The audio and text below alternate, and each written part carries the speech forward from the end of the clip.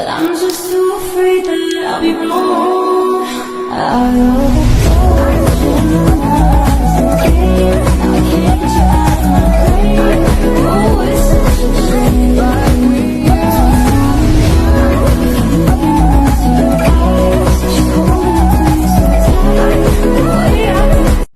Hi ಎಲ್ರಿಗೂ ನಮಸ್ಕಾರ. ನನ್ನ ಯೂಟ್ಯೂಬ್ ಚಾನಲ್ಗೆ ಸ್ವಾಗತ ಸುಸ್ವಾಗತ. ಮೊದಲನೇದಾಗಿ ಎಲ್ರಿಗೂ ದೀಪಾವಳಿ ಹಬ್ಬದ ಆರ್ಥಿಕ ಶುಭಾಶಯಗಳು.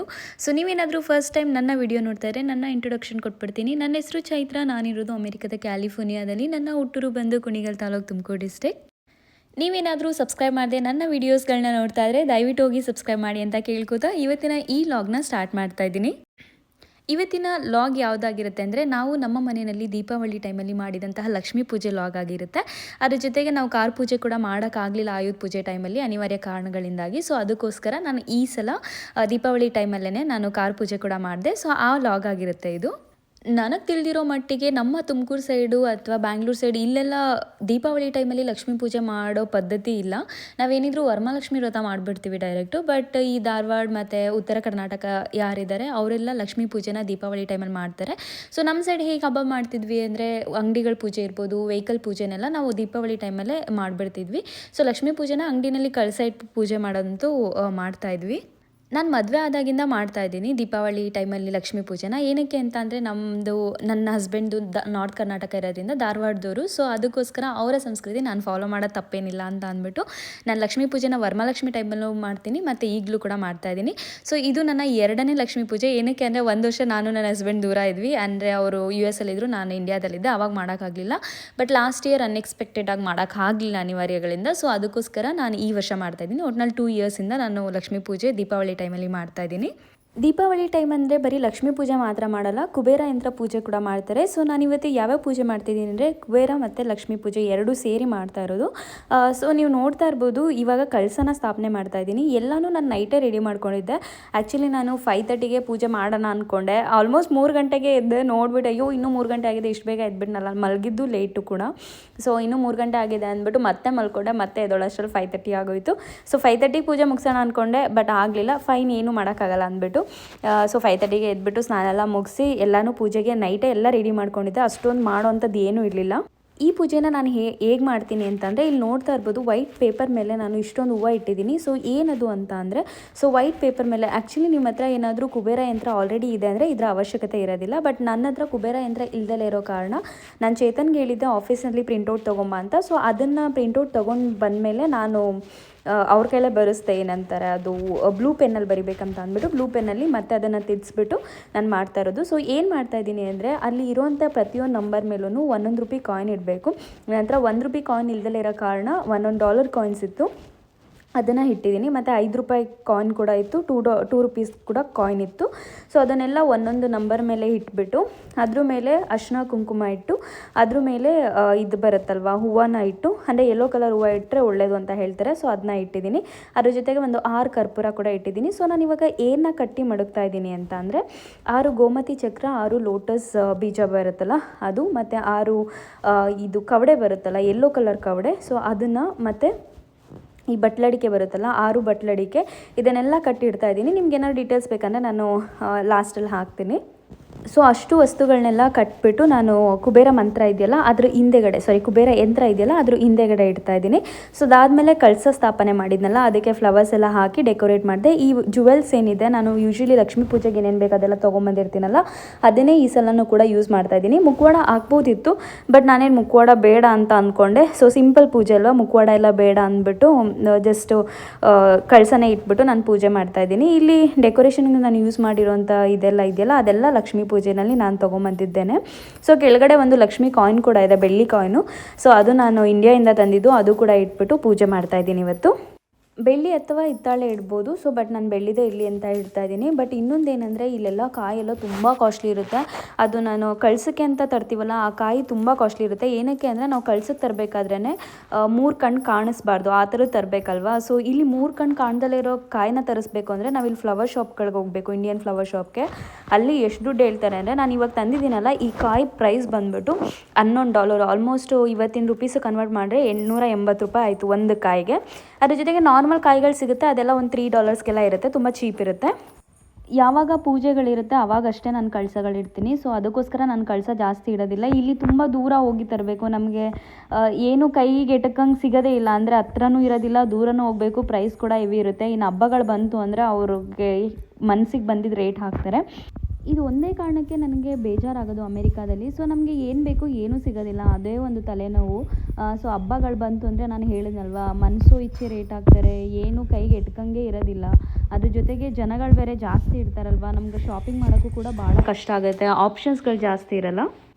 ಈ ಸಲ ನನಗೆ ಆಲ್ರೆಡಿ ತುಂಬ ಟಯರ್ಡ್ ಆಗಿಬಿಟ್ಟಿತ್ತು ಮನೆಯೆಲ್ಲ ಕ್ಲೀನ್ ಮಾಡಿ. ಬಿಕಾಸ್ ನಾಳೆ ಪೂಜೆ ಅಂದರೆ ಇವತ್ತೆಲ್ಲ ಕ್ಲೀನ್ ಮಾಡಿದ ಕಾರಣದವಾಗಿ ಕಂಪ್ಲೀಟ್ ಸುಸ್ತಾಗ್ಬಿಟ್ಟಿದೆ. ಸೊ ಅದಕ್ಕೆ ನಾನು ಏನೂ ಐಟಮ್ಸ್ ಎಲ್ಲ ಮಾಡಿಲ್ಲ, ಅಂದರೆ ಫುಡ್ ಐಟಮ್ಸ್ ಏನೂ ಮಾಡೋಕ್ಕೋಗಿಲ್ಲ. ಸೊ ಅದಾದಮೇಲೆ ನಂದು ಪೂಜೆ ಆದಮೇಲೆ ಚೇತನ್ ಒಂದು 8 o'clock ಎದ್ಬಿಟ್ಟು ಫುಲ್ಲೆಲ್ಲ ರೆಡಿಯಾಗಿ ಬಂದು ಅವರು ಕೂಡ ಪೂಜೆನ ಮುಗಿಸಿದ್ರು. ಯಾಕಂದರೆ ಅವ್ರಿಗೆ ಫೋರ್ಸ್ ಮಾಡಿ ಎಬ್ಬಿಸಿದ್ದು ಏನಕ್ಕೆ ಅಂತ ಅಂದರೆ ನಂಗೆ ಕಾರ್ ಪೂಜೆ ಮಾಡಬೇಕಿತ್ತು. ಸೊ ಅದಕ್ಕೋಸ್ಕರ ಅವ್ರ ಕೈಲೇ ಮಾಡಿಸ್ಬೇಕಂತ ಅಂದ್ಕೊಂಡಿದ್ದೆ.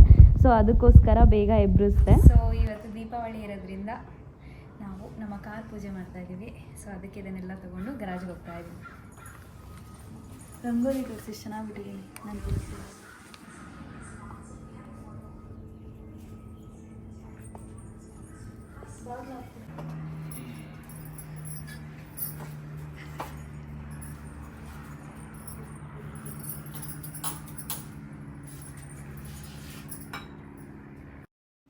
ಲಾಸ್ಟ್ ಟೈಮ್ ಕೂಡ ನಾನು ಆಯುಧ ಪೂಜೆ ಟೈಮಲ್ಲಿ ಕಾರ್ ಪೂಜೆ ಮಾಡ್ಬೇಕು ಅಂದ್ಕೊಂಡೆ, ಅದು ಆಗಲಿಲ್ಲ. ಈ ಸಲ ಮಾಡೋಣ ಅಂದ್ಕೊಂಡೆ, ಅದು ಆಗಲಿಲ್ಲ. ಏನಕ್ಕಂತಲೇ ಗೊತ್ತಿಲ್ಲ. ಬಟ್ ಫೈನಲಿ ನಮ್ಮ ಕಾರ್ ಪೂಜೆ ಮಾಡೋ ಸಮಯ ಬಂದೇ ಬಿಡ್ತು. ಅದು ತೊಗೊಂಡಾಗ ಹೋಗಿ ಕೃಷ್ಣ ಟೆಂಪಲ್ಗೆ ಹೋಗ್ಬಿಟ್ಟು ಪೂಜೆ ಮಾಡಿಸ್ಕೊಂಡು ಬಂದಿದ್ದು ಅಷ್ಟೇ. ಅದು ಬಿಟ್ಟರೆ ಮತ್ತೆ ಮಾಡೋಕ್ಕೆ ಆಗಿರಲಿಲ್ಲ. ನಮ್ಮ ಪುಟ್ಟ ಫ್ಯಾಮಿಲಿಗೆ ಫಸ್ಟ್ ಬಂದಂತಹ 3ನೇ ಮೆಂಬರ್ ಅಂತಲೇ ಹೇಳ್ಬೋದು. ನನಗೆ ಈ ಕಾರ್ ತುಂಬ ಇಷ್ಟ, ಭಾಳ ಪ್ರೀತಿ. ಏನಕ್ಕೆ ಅಂತ ಅಂದರೆ ಇದು ನನ್ನ ಚೇತನ್ ಫಸ್ಟ್ ಕಾರ್ ಆ್ಯಂಡ್ ನಮ್ಮ ಫಸ್ಟ್ ಫ್ಯಾಮಿಲಿ ಮೆಂಬರ್. ಅದ್ರ ಜೊತೆಗೆ ನಾನು ತುಂಬ ಇಷ್ಟಪಡ್ತಿದ್ದಂತಹ ಕಾರು, ನಾನು ತುಂಬ ಮ್ಯಾನಿಫೆಸ್ಟ್ ಮಾಡ್ತಿದ್ದಂತಹ ಕಾರು. ನನಗೆ ಯಾರಾದರೂ ಕೇಳಿದ್ರೆ ಹೇಳ್ತಾ ಇದ್ದೆ, ಇವನ್ ನನ್ನ ಫ್ರೆಂಡ್ಸು ಕೊಲೀಗ್ಸ್ ಎಲ್ರಿಗೂ ಗೊತ್ತು. ನಾನು ಯಾರದೇ ಆಡಿ ಕಾರ್ ನೋಡಿದ್ರು, ಅದು ಸ್ಪೆಷಲಿ ಬ್ಲೂ ಕಲರ್ ಕಾರ್ ನೋಡಿಬಿಟ್ರೆ ಮಾತ್ರ wow I will buy this one day ಅಂತ ಹೇಳ್ತಾ ಇದ್ದೆ. ಮ್ಯಾನಿಫೆಸ್ಟೇಷನ್ ವರ್ಕ್ಸ್ ಅಂತಾರಲ್ಲ, ಸೊ ಅದು ಇದಕ್ಕೆ ಅನಿಸುತ್ತೆ. ನಾನು ಮ್ಯಾನಿಫೆಸ್ಟೇಷನ್ ನಿಜವಾಗ್ಲೂ ವರ್ಕ್ ಆಗಿದೆ. ಈ ಕಾರ್ ತುಂಬ ಸ್ಪೆಷಲ್ ಏನಕ್ಕೆ ಅಂತ ಅಂದರೆ ನನ್ನ ಬರ್ಡೇಗೆ ಚೇತನ್ ಗಿಫ್ಟ್ ಮಾಡಿದ್ದು. ಅಮೇರಿಕಾ ಬಂದಾದಮೇಲೆ ನನ್ನ ಬರ್ಡೇ ಇತ್ತಲ್ವ, ಸೊ ಆ ಬರ್ಡೇಗೆ ಅವ್ರು ಗಿಫ್ಟ್ ಮಾಡಿದ್ದು. ಸೊ ನಮ್ಮ ಕಾರಿಗೆ ದೃಷ್ಟಿ ಎಲ್ಲ ಆಗಬಾರ್ದು ಅಂತ ಅಂದ್ಬಿಟ್ಟು ನಿಂಬೆಹಣ್ಣು ಮತ್ತು ಮೆಣಸಿನ್ಕಾಯಿ ಎಲ್ಲ ಇದು ಮಾಡಿ ಕಟ್ತಾರಲ್ವ, ದೃಷ್ಟಿಗೆ ಅಂತ ಅಂದ್ಬಿಟ್ಟು ಕಟ್ತಾರಲ್ವ, ಸೊ ಅದನ್ನೆಲ್ಲ ಕಟ್ತಾ ಇದ್ದೀನಿ. ಸೊ ಹೂವು ನೋಡಿದೆ, ಹಾರ ತಂದು ಹಾಕೋಣ ಅಂತ, ಒರಿಜಿನಲ್ ಹಾರ ಸಿಗಲಿಲ್ಲ. ಸೊ ಇಲ್ಲಿ ದೇವಸ್ಥಾನಗಳಿಗೂ ಕೂಡ, ದೇವಸ್ಥಾನಕ್ಕೆ ದೇವ್ರಿಗೆ ಹಾಕ್ತಾರಲ್ವ, ಅದು ಕೂಡ ಪ್ಲಾಸ್ಟಿಕ್ ಹೂವನ್ನೇ ಯೂಸ್ ಮಾಡ್ತಾರೆ. ಸೊ ತಪ್ಪಿಲ್ಲ ಅಂತ ಅಂದ್ಬಿಟ್ಟು ನಾನು ನಮ್ಮ ಕಾರಿಗೆ ಪ್ಲಾಸ್ಟಿಕ್ ಹೂವನ್ನೇ ಹಾಕಿದ್ದೀನಿ. ಚೇತನ್ ಕೂಡ ಫುಲ್ ಪೂಜೆ ಎಲ್ಲ ಮಾಡಿಬಿಟ್ಟು ನಮ್ಮ ಕಾರಿಗೆ ದೃಷ್ಟಿ ತೆಗೆದು ಸೊ ಕಾಯಿ ಹೊಡೆದಿದ್ದಾಯಿತು.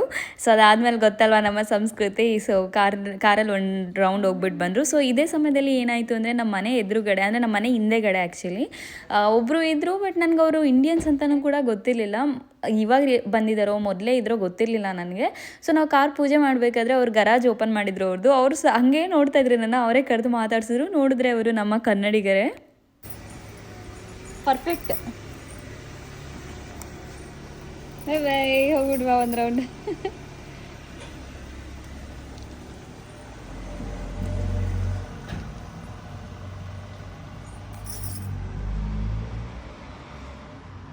ನಾನು ಅವ್ರ ಹತ್ರ ಕುತ್ಕೊಂಡು ಮಾತಾಡೋ ಅಷ್ಟರಲ್ಲಿ ಚೇತನ್ ಒಂದು ರೌಂಡ್ ಮುಗಿಸ್ಕೊಂಬಂದರು. ಭಾಳನೇ ಖುಷಿ ಆಯಿತು. ನಮ್ಮ ಕನ್ನಡಿಗರು ಎಲ್ಲಿ ನೋಡಿದ್ರು ಸಿಗ್ತಾರೆ ಅಂದರೆ ಅದು ಒಂಥರ ಖುಷಿ. ನಾನು ಅದೇ ಅನ್ಕೋತಾ ಇದ್ದೆ, ಅಯ್ಯೋ ವರಮಹಾಲಕ್ಷ್ಮಿ ಪೂಜೆ ಟೈಮಲ್ಲಿ ಅವ್ರನ್ನ ಕರಿಬೋದಿತ್ತು ಗೊತ್ತಿದ್ರೆ ಅಂತ ಅಂದ್ಬಿಟ್ಟು.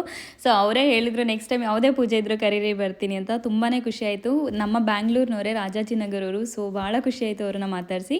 ಪ್ರತಿ ಸಲವೂ ಏನಾದರೂ ಒಂದು ಇಂಡಿಯನ್ ಫೆಸ್ಟಿವಲ್ ಅಥವಾ ಇಂಡಿಯನ್ದು ಏನಾದರೂ ಒಂದು ಮಾಡ್ತಿದ್ದೀನಿ ಅಂತ ಅಂದರೆ ನನಗೊಬ್ಬರಲ್ಲ ಒಬ್ಬರು ಹೊಸ್ದಾಗಿ ಪರಿಚಯ ಆಗ್ತಾರೆ. ಅದು ಹೇಳ್ಕೊಳ್ಳೋ ಖುಷಿನೇ ಬೇರೆ ಅನಿಸುತ್ತೆ.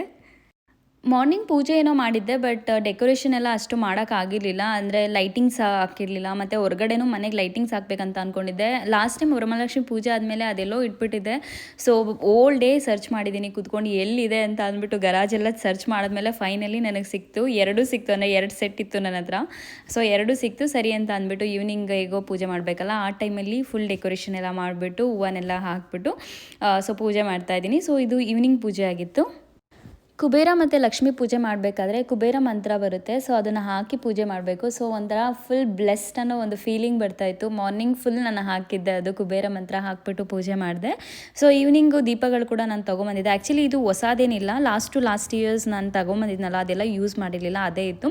ಮತ್ತು ಇಲ್ಲಿ ಮುಂದೆಗಡೆ 4 ಇಟ್ಟಿದ್ದೀನಲ್ವ. ಸೊ ಅದೇನಾಯ್ತಂತ ಅಂದರೆ ನಾನು ನ್ಯೂ ಇಂಡಿಯಾ ಬಜಾರ್ ಶಾಪಿಂಗ್ ಹೋದಾಗ ನಮ್ಮದು $100 ಪ್ಲಸ್ ಆಯಿತು. ಸೊ ಅವಾಗ ಅವರು ನಮಗೆ ಸೋನಾ ಪಪ್ಪಡಿ ಮತ್ತು ದೀಪಗಳು ಕೊಟ್ಟಿದ್ದರು. ಸೊ ಅದನ್ನೇ ಮುಂದೆ ಇಟ್ಟಿದ್ದೀನಿ. ಅದಾದಮೇಲೆ ಇದೆಲ್ಲ ಮಣ್ಣಿನ ದೀಪ ನಾನು ಲಾಸ್ಟ್ ಇಯರ್ ಇತ್ತಲ್ಲ ಆವಾಗ ತೊಗೊಂಬಂದಿದ್ದೆ. ಸೊ ಅದೇ ಆಯಿತು ಈ ಸಲ ಕೂಡ. ನೀವೇನಾದರೂ ನನ್ನ ಶಾಪಿಂಗ್ ಲಾಗ್ ವಿಡಿಯೋ ನೋಡಿಲ್ಲ ಅಂದರೆ ದೀಪಾವಳಿ ಶಾಪಿಂಗ್ ಲಾಗ್ ವಿಡಿಯೋ ಹಾಕಿದ್ದೀನಿ, ದಯವಿಟ್ಟು ಹೋಗಿ ಚೆಕ್ ಮಾಡಿ. ಸೊ ದಟ್ ಎಲ್ಲನೂ ಗೊತ್ತಾಗುತ್ತೆ, ಎಲ್ಲೆಲ್ಲಿ ತೊಗೊಂಬಂದೆ, ಏನೇನು ತೊಗೊಂಬಂದೆ ಎಲ್ಲನೂ ಹೇಳಿದ್ದೀನಿ ನಾನು. ಸೊ ಫ್ರೂಟ್ಸ್ ಎಲ್ಲ ನಾನು ಕಾಸ್ಕೋಯಿಂದ ತೊಗೊಂಬಂದಿದ್ದೆ. ಬಟ್ ಪಟಾಕಿ ಮಾತ್ರ ಅದೇ ನ್ಯೂ ಇಂಡಿಯಾ ಬಜಾರಲ್ಲಿ ತೊಗೊಂಬಂದೆ. ಹೆಂಗಾಯಿತು ಅಂತ ಅಂದರೆ ಅದು ಪಟಾಕಿ ಹಚ್ಚಿದ್ರೆ ಹೊಗೆ ಬರೋದಕ್ಕೆ ಸ್ಟಾರ್ಟ್ ಆಯಿತು. ನಮ್ಮದು ಏರಿಯಾದಲ್ಲಿ ಇಂಡಿಯನ್ಸ್ ಅಷ್ಟೊಂದು ಜನ ಇದ್ರೂ ಲೈಟಿಂಗ್ಸ್ ಮಾತ್ರ ಹಾಕಿದ್ದಾರೆ ಮನೆ ಮುಂದೆ, ಬಟ್ ಯಾರೂ ಪಟಾಕಿ ಹೊಡಿತಿರ್ಲಿಲ್ಲ. ನಮಗೆ ಯಾಕಪ್ಪ ಬೇಕು, ಇಲ್ಲಿ HOE ಬೇರೆ ಜಾಸ್ತಿ ಇರುತ್ತೆ, ಕಂಪ್ಲೇಂಟ್ ಮಾಡಿದ್ರೆ ಯಾಕೆ ಬೇಕು ಅಂದ್ಬಿಟ್ಟು 2 ಸುರ್ಸುರ್ಬತ್ತಿ ಅಷ್ಟೇ ಹೊಡೆದಿದ್ದು. ಅದು ಹೊಗೆ ನೋಡಿದ್ರೇ ಭಯ ಆಗ್ತಿತ್ತು ನನಗೆ, ಇಷ್ಟೊಂದು ಹೊಗೆ ಬರ್ತಾಯಿದೆ. ಫೈರ್ ಅಲಾರಮ್ ಸ್ಟಾರ್ಟ್ ಆದರೆ ನಮ್ಮ ಗತಿ ಅದೋ ಗತಿ ಅಂತ ಅಂದ್ಬಿಟ್ಟು ಅದು ಸೌಂಡ್ ಬರೋಕ್ಕೆ ಸ್ಟಾರ್ಟ್ ಆಗ್ತಿದ್ದಂಗೆ ನಾವು ಒಳಗಡೆ ಬಂದುಬಿಟ್ವಿ. ಅಂದರೆ ಚೇತನ್ ಕೂಡ 1-2 ಹಚ್ಬಿಟ್ಟು ನಾವು ಜಸ್ಟ್ ಒಂದು ಸ್ವಲ್ಪ ಫೋಟೋ ಶೂಟ್ ಮಾಡ್ಕೊಂಡ್ವಿ. ಅದಾದಮೇಲೆ ತುಂಬ ವೇಸ್ಟ್ ಆಯಿತು. ಆ್ಯಕ್ಚುಲಿ 4 ಪ್ಯಾಕೆಟ್ ತೊಗೊಂಬಂದಿದ್ದೆ, ಒಂದರಲ್ಲಿ 8 ಇತ್ತು.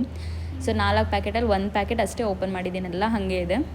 ತುಂಬ ಹತ್ರದಲ್ಲಿ ಇಂಡಿಯನ್ ಕಮ್ಯುನಿಟಿ ಕ್ಲಬ್ಸು ಇದೆಲ್ಲ ಆ ಥರ ಇದ್ದರೆ ಜಾಯ್ನ್ ಆಗಿಬಿಟ್ಟು ಮಾಡ್ಬೋದು. ಸೊ ನಾವೆಲ್ಲೂ ಹೋಗಿರಲಿಲ್ಲ ಅದಕ್ಕೋಸ್ಕರ. ಸೊ ಅನ್ಕೋತಿದ್ವಿ ಕೃಷ್ಣ ಟೆಂಪಲ್ಗೆ ಹೋಗಬೇಕು, ಈವ್ನಿಂಗು ಸೆಲೆಬ್ರೇಷನ್ಸ್ ಎಲ್ಲ ಇತ್ತು ಅಂತ. ಬಟ್ ನಂಗೆ ಆಲ್ರೆಡಿ ಎಷ್ಟು ಟಯರ್ಡ್ ಆಗಿತ್ತಂದರೆ ನನಗೆ ಮಲ್ಕೊಂಡ್ರೆ ಸಾಕಿತ್ತು, ಬೆಡ್ಡು ಬಾಬಾ ಅಂತ ಕರಿತಾ ಇತ್ತು. ಸೊ ನೋಡಿ ಇದಾಗಿತ್ತು ನಮ್ಮ ಏನಂತಾರೆ ಡೆಕೋರೇಷನ್, ಮನೆ ಸುತ್ತ ಡೆಕೋರೇಷನ್ ಈ ಥರ ಮಾಡಿದ್ದೆ ನೋಡಿ. ಸೊ ಇದು ಲೈಟಿಂಗ್ಸ್ ಅದೇ ವರಮಹಾಲಕ್ಷ್ಮಿ ಪೂಜೆಗೆ ತಂದಿದ್ದು, ಅದನ್ನೇ ಯೂಸ್ ಮಾಡಿದ್ದೆ ನಾನು. ಹೊರಗಡೆ ಎಲ್ಲ ಹಾಕಿದ್ದೆ. ನಮ್ಮ ಮನೆ ಮುಂದೆ ಕೂಡ ಒಬ್ಬರು ಇದ್ದರು, ಅವರು ಕೂಡ ಹಾಕಿದ್ರು, ಬಟ್ ಇವತ್ತು ಕಾಣಿಸ್ತಾ ಇಲ್ಲ.